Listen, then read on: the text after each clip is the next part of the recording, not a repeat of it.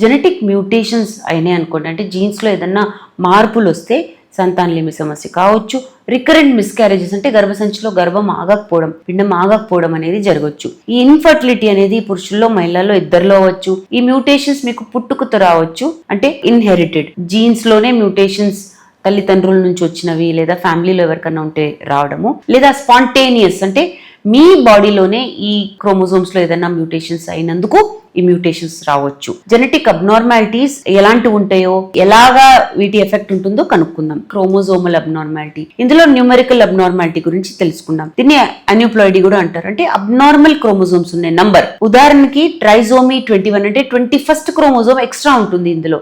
Down syndrome లాగా, down syndrome అంటే కొంచెం మెంటలీ ఛాలెంజ్డ్ ఉంటారే అలాంటి వాళ్ళు.